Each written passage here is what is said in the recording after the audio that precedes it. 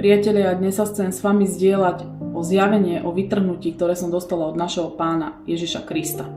Vy, ktorí ma sledujete od samého začiatku, viete, že som už niekoľkokrát svedčila o vytrhnutí, ktoré som videla v zjavení a dokonca vo vízii už asi 3. krát a toto je 4. krát, kedy budem vám svedčiť o tom, že vytrhnutie naozaj sa uskutoční.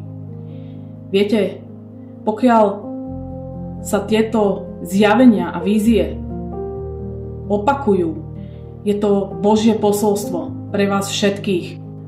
Boh v Biblii často hovorí cez sny.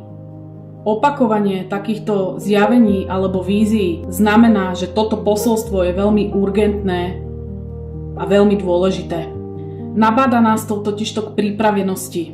A toto konkrétne zjavenie, ktoré vám budem rozprávať, má vás viesť k pripravenosti, k osobnému vzťahu s Bohom a životu v bázni pred ním.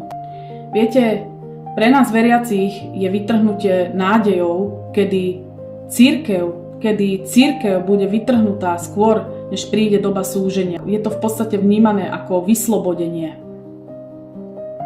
Teraz vám rozpoviem sen o vytrhnutí. Videla som sa, ako som išla po krásnej ulici. Vyzeralo to ako staré mesto v Bratislave, boli tam také budovy, alebo Viedeň v centre. A ako som prechádzala, mala som vedľa seba bicykel. A bol to úplne bežný deň, aký ktorýkoľvek predtým. A ako som tak išla, tak som prešla popri takej budove a prešla som cez taký mostík a tam tiekla taká voda ako z fontány a prešla som s tým bicyklom a ako som prešla na druhú stranu a spravila som pár krokov, z diaľky som započula jasnú trúbu. Ale ostala som tak stáť a hovorím si, že možno sa mi to len zdálo, lebo je to zrušná z toho mesta, rôzne zvuky, možno, že niečo sa mi zdalo. Tak som tomu nevenovala pozornosť a spravila som pár krokov ďalej a išla som asi som sa pohla 100 metrov a zrazu som znova započula tú trúbu. A keď som ju započula, tak si hovorím, aha, tak toto je vytrhnutie. Toto je určite vytrhnutie. A ostala som stáť a strašne viem, že som mala obrovskú radosť a usmievala som sa od ucha k uchu. A v tom sa predo mnou stáli 2 ženy. A tie tiež ostali stáť na mieste tam, kde boli. A keď som sa na nich pozrela, tak v tom okamihu mi zmizli pred očami. A vtedy som vedela už na 100%, že to je vytrhnutie, pretože mi tí ľudia zmizli pred očami. Tak som iba tak položila bicykel, oprela som ho a hovorím si, náš Pán prišiel a zdvihla som ruky hore, zavrela som oči, zdvihla som ruky hore a čakala som, kedy ma zoberie preč. A tak sa aj stalo. Ako som zdvihla ruky a očakávala ho, tak som sa usmievala, pretože som mala takú obrovskú radosť, že pre nás prišiel a že to tu pre nás všetko skončilo. A v tom, ako som zdvihla ruky pár sekúnd, tak na to som cítila, ako sa zdvíham zo zeme a niečo ma v podstate vynieslo hore do oblakov a ostala som stáť na oblakoch. Ako keby bolo podo mnou sklo, ale videla som oblaky a stála som pevne na nimi. A keď som tam prišla v tých oblakoch, tak som sa rozhliadla okolo seba. Stála som tam sama, ale videla som, ako prichádzajú ďalší a ďalší ľudia. A keď tí ľudia prišli, tak sa postavili a hneď prišli ďalší ľudia a tí už, čo tam boli, tak sa spájali automaticky spolu ako rodiny alebo neviem ako, keby boli k sebe priťahovaní a hneď sa skupinkovali tí ľudia, ale ja som tam stála. A keď som tam stála, tak zrazu sa vedľa mňa objavil môj manžel a hovorí mu, už aj ty si tu? A už sme tam stáli spolu. A tak som sa rozhliadla okolo a úplne vzadu stal Ježiš. a pozeral sa a usmieval sa, pretože zhromažďoval svoju nevestu dohromady.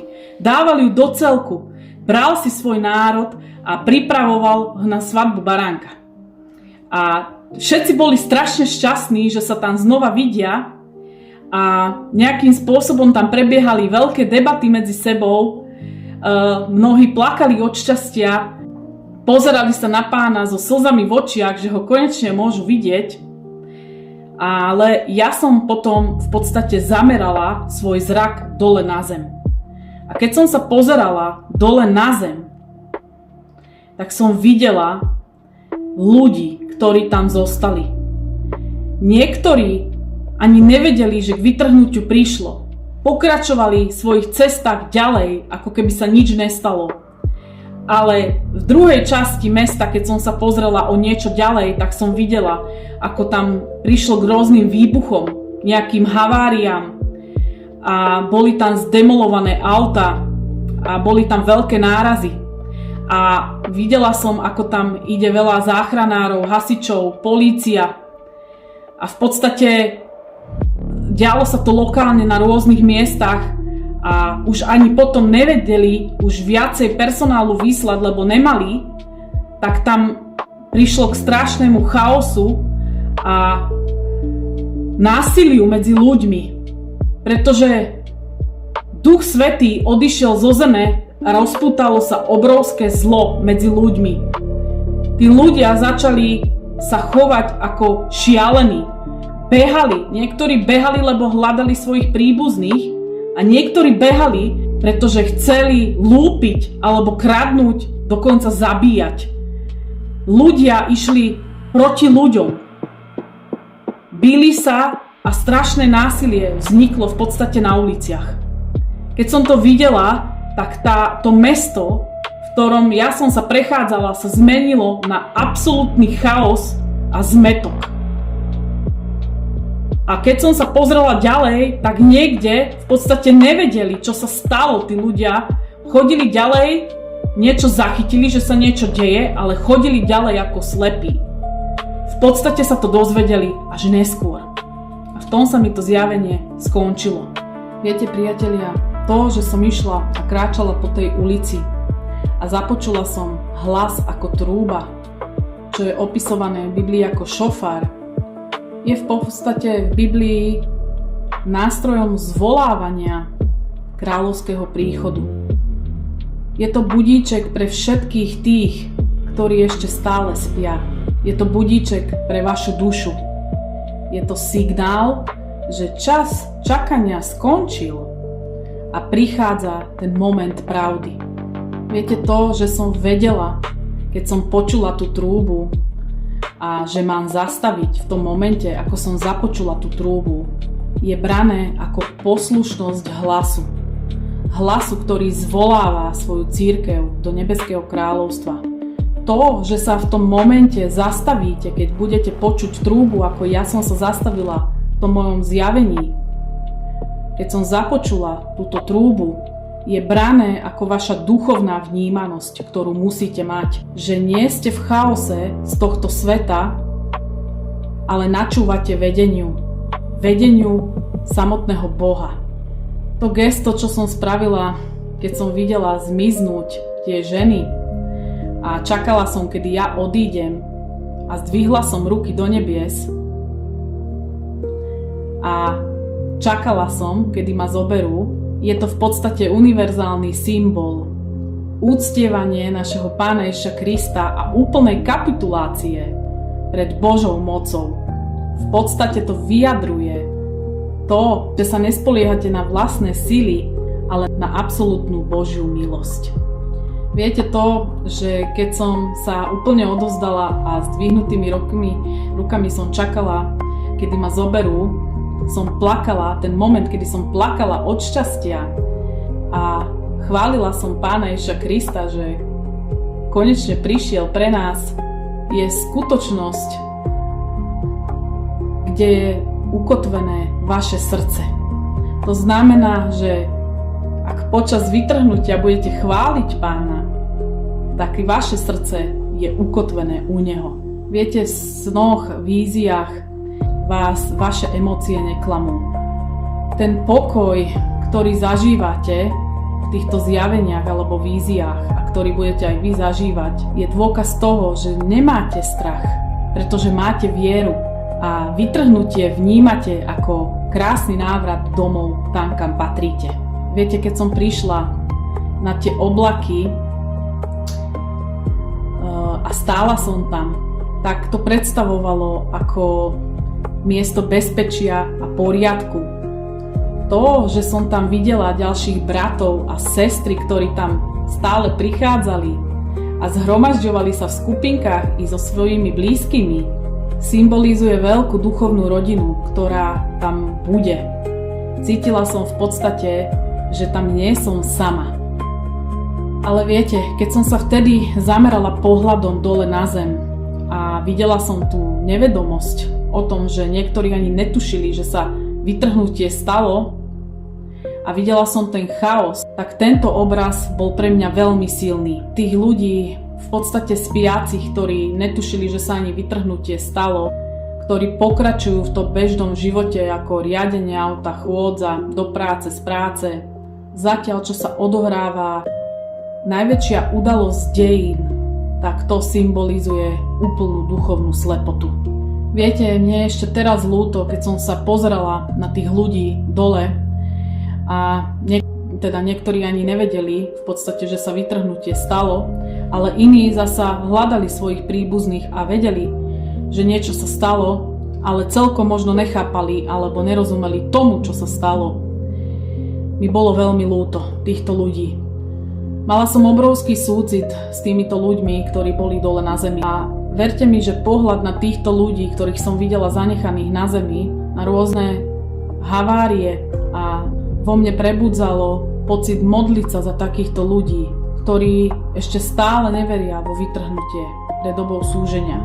Viete, priatelia, ale čo môže znamenať stále opakovanie týchto zjavení o vytrhnutí?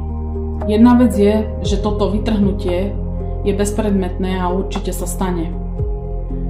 A ďalšou takou vecou je, že to má byť uistenie v našej identite.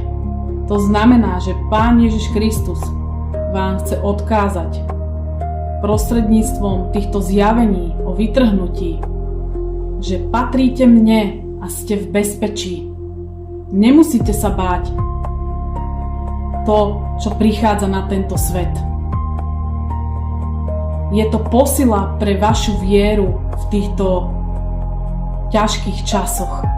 Ja chcem ale povzbudiť celú cirkev, pretože viem, že mnohí z vás ste mi už dávali veľakrát otázku, že a čo naše zvieratka budú vytrhnuté? Dokonca aj o tom som mala zjavenie, kde som videla, že zvieratá pôjdu hore do neba. A ja sa chcem tomuto zjaveniu, ktoré som mala, vrátiť a povzbudiť vás na úkor tohto všetkého, pretože viem, že mnohí z vás sa tým trápia. Zvieratá sú v Biblii súčasťou Božieho stvorenia a Boh sa o ne stará.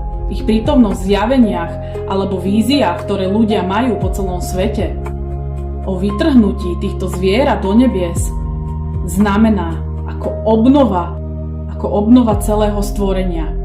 Biblia hovorí, že celé stvorenie bude oslobodené z otroctva a skazy do slávnej slobody Božích detí. Rimanom 8:18 až 25. Usudzujem totiž, že utrpenia terajšieho času sa nedajú ani porovnať s budúcou slávou, ktorá sa má na nás zjaviť. Lebo stvorenstvo túžobne očakáva zjavenie Božích synov.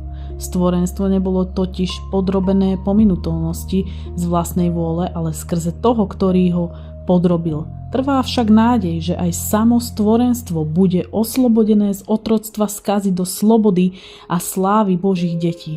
Vieme totiž, že všetko stvorenstvo až doteraz spoločne vzdychá a spoločne trpí pôrodné bolesti. A nie len to, ale aj my, ktorí máme prvotiny ducha, sami v sebe vzdycháme a očakávame adoptívne synovstvo, čiže vykúpenie svojho tela. Lebo v nádeji sme boli spasení, ale nádej, na ktorú možno pozerať, nie je nádejou. Veď či niekto dúfa v to, čo vidí, ak však dúfame v to, čo nevidíme, trpezlivo to očakávame. Takže zjavenia, ktoré ľudia majú a ako aj ja, o vytrhnutí zvierat, je jasným faktom, že Božia záchrana sa netýka len ľudí na tejto zemi, ale aj stvorenia, ktoré bolo postihnuté pádom človeka. Božia láska k stvoreniu môže počiarkovať, že Boh si cení všetky svoje diela a že zvieratá majú svoje miesto taktiež v jeho Božom pláne. Zvieratá sú symbolom nevinnosti. Zvieratá často symbolizujú nevinnosť a čistotu. Preto ich tu náš drahý Otec nezanechá. Preto príde na tento svet hladomor. Takže keď sa pozrieme na celkový význam tohoto zjavenia, ktoré som dostala, aj predchodzích videách, ktoré som vám o nich rozprávala, o vytrhnutí ľudí alebo zvierat, a toto spojenie vytrhnutia cirkvi a zvierat je úplne silným obrazom úplného Božieho zásahu a obnovy. Takže čo to znamená? To znamená, že to nie je len o záchrane duše, ale o konečnom vyriešení následkov hriechu na zemi. Kedy bude konečne všetko stvorenie privedené do harmonie s Bohom. Priatelia, je veľmi dôležité, aby ste si v týchto posledných časoch, ktoré žijeme, uvedomili jednu dôležitú vec. A to je, kto ste, odkiaľ ste, kto vás poslal, na čo vás poslal, prečo ste tu a kam sa už čoskoro vrátite. V prvom rade si musíte uvedomiť, že ste Božími deťmi, poslanými od Otca s úlohou, ktorú vám Otec dal tu na zemi. Ako je napísané v Jánovi 1, 12 až 13. Tým však, čo prijali a viera v jeho meno, dal moc stať sa Božími deťmi. Tí, čo sa nenarodili ani z krvi, ani z telesnej žiadosti, ani z vôle muža, ale z Boha. Priatelia, keď si konečne uvedomíme, ako znovuzrodení veriaci a patriaci našemu Pánovi Ježišovi Kristovi, musí nám byť úplne jasné, že ako nás Boh poznal skôr, a je písané v Jeremiášovi 1.5, než som ťa utvoril v matkinom živote, poznal som ťa. Skôr, než si vyšiel z lona, posvetil som ťa. Ustanovil som ťa za proroka národom.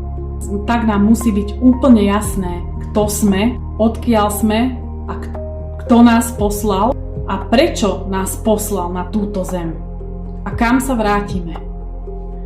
Tak si uvedomíme jednu vec, že vieme, že všetko, čo sa nám aj teraz deje v našich životoch a čo sa nám odohráva a dejú sa rôznym ľuďom rôzne veci, teda hlavne veriacim, ako rôzne druhy prenasledovania, či už cez prácu, financie, rodinné vzťahy, dokonca choroby, iné náboženstvá, ktoré prenasledujú veriacich a zabíjajú týchto veriacich kresťanov po celom svete, sa deje z jedného určitého dôvodu. A to z takého, že sme sem na zem prišli.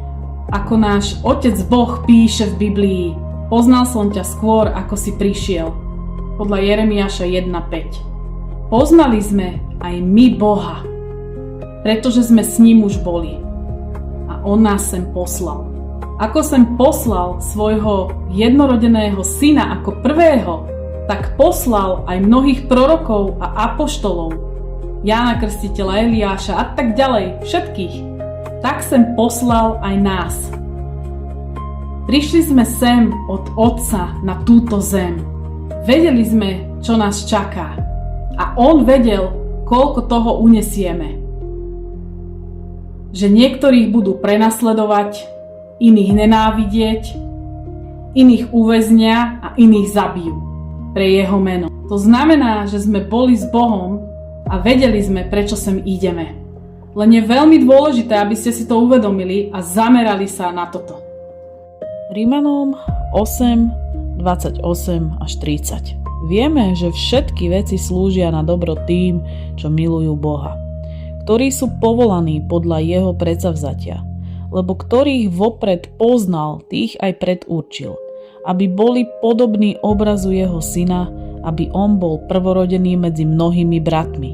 A tých, čo predurčil, tých aj povolal. A tých, čo povolal, tých aj ospravedlnil. A ktorých ospravedlnil, tých aj oslávil. Priatelia, je čas zamerať sa a zamyslieť sa. Konečne sa prebrať a prebudiť a prestať vnímať tento svet, ale hľadieť na Boha a na toho, ktorý nás sem poslal. Pretože to je najdôležitejšie. Každého nás totižto nás sem poslal s určitou úlohou, ktorú naplníme a vrátime sa k nemu. Nezamerávajte sa na tento svet a prestaňte ho vnímať, ale hľaďte na toho, ktorý vás sem poslal. My sme tu, pretože nás poslal náš Otec. Vybral si nás a dal nám službu. Aby sme slúžili jeden druhému, budovali cirkev, aby sme boli solou a svetlom sveta. A vrátili zblúdile ovečky na správnu cestu. My všetci sme tu, aby sme hlásali Božie slovo, teda evanjelium, aby sme vydávali svedectvá. A keď každý z nás vyplní tú svoju úlohu, vrátime sa naspäť svojmu Otcovi, ktorý nás poslal. Viete, priatelia, je úplne jedno, či niektorí z nás odídu skôr z tohto sveta. Keď zomrú o niečo skôr a odídu z tohto sveta, pretože pre nás je tento svet ničím. Je jedno, úplne jedno, či zomriete prenasledovaním, nenávisťou, vo väzení, alebo vás zničí choroba. Pretože nie je vôbec dôležité, ako zomriete. Ani Pán Ježiš, ani proroci, ani apoštoli nezomreli vôbec pekne. Ale dôležité, čo je úplne najdôležitejšie je, či ste vyplnili svoju úlohu, s ktorou vás sem Boh Otec poslal, na ktorú ste boli povolaní a poslaní sem na zem.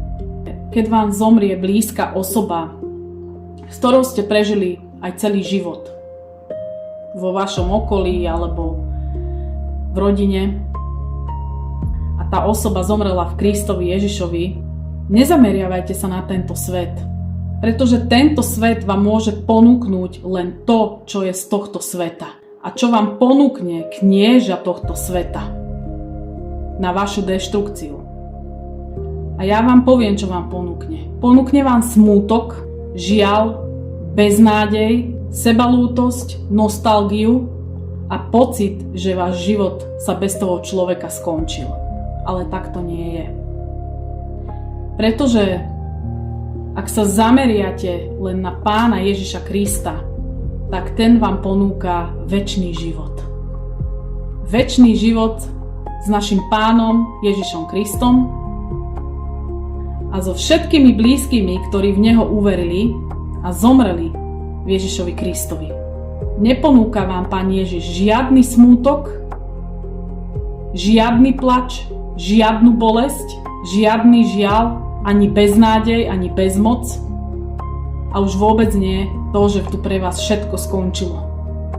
Náš Pán Ježiš Kristus vám ponúka pokoj, radosť, lásku a večný život. Keď ste prebudení, keď ste znovu zrodení,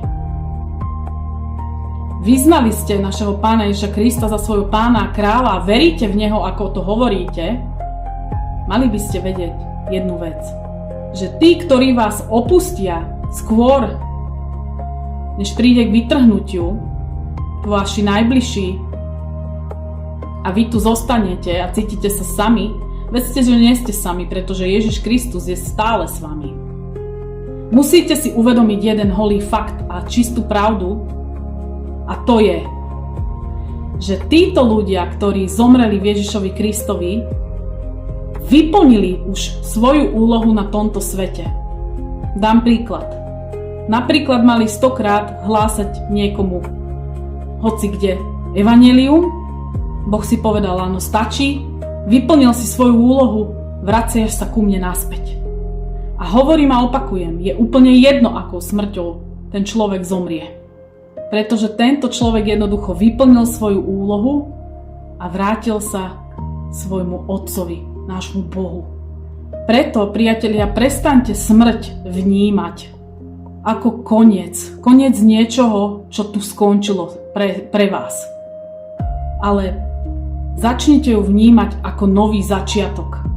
Nový začiatok večného života s našim Pánom Ježišom Kristom. Priatelia, viete, ja vidím mnoho veriacich, ktorí smúti aj niekoľko rokov za svojimi blízkymi, príbuznými, deťmi, rodičmi. Viem, že to nie je jednoduché, je to veľmi ťažké. Ale tu je jedna otázka. Buď veríte v Ježiša Krista a v jeho večný život, alebo ho jednoducho neveríte. Pretože ak sa príliš zameriavate na tento svet a na to, čo vám tento knieža tohto sveta ponúka, a to beznádej, smútok, žiaľ, bolesť a koniec, že skončil váš život bez tej osoby, tak sa vám to deje preto, lebo ste tomu odozdali svoju vieru. To znamená, že Satan vás oklamal a klame vás naďalej. Pretože ak by ste skutočne uverili našeho Pána Ježiša Krista a ste teda veriaci v Ježiša Krista, tak máte veriť vo večný život. A aj to, že vaši blízki, ktorí všetci zomreli v Ježišovi Kristovi a uverili ho počas života, sú s ním už teraz v raji. Viete, ako je napísané Filipanom 1.21. Lebo pre mňa žiť je Kristus a zomrieť je zisk. Priatelia, dúfam, že vám toto zjavenie bolo povzbudením pre vás všetkých a že na smrť ako takú svojich najbližších a dokonca aj svojich zvierat sa budete pozerať inými očami. Viete, zjavenia, vízie o vytrhnutí cirkvi do neba sú v kresťanskom kontexte vnímané ako duchovné posolstvá o blížiacom sa návrate našeho Pána Ježiša Krista a o celkovej záchrane veriacich pred dobou súženia, ktoré prichádza na tento svet. Skutočnosť, že sa tieto sny opakujú mnohým ľuďom, vrátane mňa, a v niektorých sa objavujú aj zvieratá, ktoré sú vytrhnuté, je jasný fakt, že sa toto všetko stane. Ja vám chcem na záver tohto videa ešte povedať jednu vec. Neverte ľuďom, ktorí vyučujú 7 rokov v kúsi o vytrhnutí cirkvi pred dobou súženia a zrazu začnú prehodnocovať vytrhnutie. Verte mi, že takíto ľudia sú sami už v blude, sú odpadlíci v dnešnej cirkvi. Prišlo veľké duchovné odpadnutie, ako som hovorila minule vo svojom videu. Prišlo k veľkému duchovnému odpadnutiu v cirkvi a bohužiaľ falošný prorok Joshua z Afriky priniesol veľmi, veľmi falošné svedectvo o tom, že mu Ježiš Kristus zjavil to, že príde k vytrhnutiu. Na tom vieme, že padli mnohí. Otázka je, či ste sa z toho pokajali. Pretože vidím, že sa niektorí aj kajali, ale keď vidím a počúvam, čo zdieľajú, čo lajkujú, na čo hovoria amen, aleluja, nevidím žiadnu zmenu. To kajanie musí byť zo srdca. To kajanie musí byť medzi vami a Bohom. Preto je tu veľmi dôležitá vnímavosť Božia a osobný vzťah s Bohom. Aby ste si vytvorili, aby ste to z hĺbky duše, z hĺbky srdca svojho v pláči sa pokajali. Viete, títo ľudia, ktorí vyučujú 7 rokov jednu vec, a to iba vytrhnutie, a dokonale ho vysvetľujú a držia sa tejto pravdy a zrazu prehodnocujú a v podstate si protirečia, tak takíto ľudia nikdy v pravde nestáli. dávajte si pozor, pretože títo ľudia vás zavedú priamo do doby súženia. Toto už nemá s cirkvou Boha, našeho Pána Ježiša Krista, nič spoločné. Nemajte spoločenstvo s takýmito ľuďmi. Nemajte s nimi dokonca ani žiadny kontakt, pretože títo ľudia sú už dávno odpadnutí od viery a nevedia o tom. Pridržajú sa rôznych blúdnych duchov a náuk démonov. Títo ľudia padli pod okultizmus a mágiu falošného proroka Joshua. Je to veľmi nebezpečné, pretože ak budete mať spoločenstvo a budete podporovať takýchto ľudí a budete súhlasiť s ich výkladmi, ktoré ďalej dávajú a šíria a s ich učeniami, konáte duchovné smilstvo. A duchovné smilstvo je veľmi nebezpečné, pretože tam už ide o kompromis a môže sa to dotknúť vašej viery. Títo ľudia už neslúžia Bohu. Títo ľudia sú tu od toho, aby spochybnili a zasiali semeno pochybnosti do vašej viery. Aby ste aj vy ako oni začali prehodnocovať to, čomu ste celé roky verili. O to ide satanovi. To je jeho stratégia. Držte sa pevne pravdy, ktorá vás usvedočila hneď ako ste sa znovu zrodili a uverili ste, že budete vytrhnutí pred dobou súženia, tak sa toho držte. Nechápem potom, na čo by bolo tisíce svedectiev, zjavení a vízií ako potvrdenie toho, čo mnohí pastori a kazatelia vyučujú, že príde vytrhnutie pred dobou súženia. Na čo by títo ľudia o tomto všetkom svedčili? Pretože je to len potvrdenie. Je to potvrdenie Božieho slova, že sa to stane. Takže chcem vás varovať. Dávajte si pozor na takýchto ľudí. Pretože ak sa budete týchto ľudí držať a budete takýchto ľudí počúvať, tak skončíte ako oni. Nech vám Boh veľmi mocne žehná. Ja prajem všetkým, aby ste rozsudzovali, rozlišovali duchov a držali sa správnych kazateľov, správnych pastorov, aj keď ich veľa není, ale poznám aspoň jedného, ktorý stojí na pravde, takže držte sa správnych pastorov a učiteľov a nie učiteľov, ktorí z ničoho nič prehodnocujú svoje vyučovanie. Takíto ľudia, ako som povedal, tam už ide iba o ich pýchu a ego, pretože si to neboli schopní ani priznať a dokonca nemajú sa ani za čo ospravedlňovať. S takýmito ľuďmi, od takýchto ľudí sa odvracajte. Cirkev, buďte mocne požehnaná v Ježišovom mene a Maranata.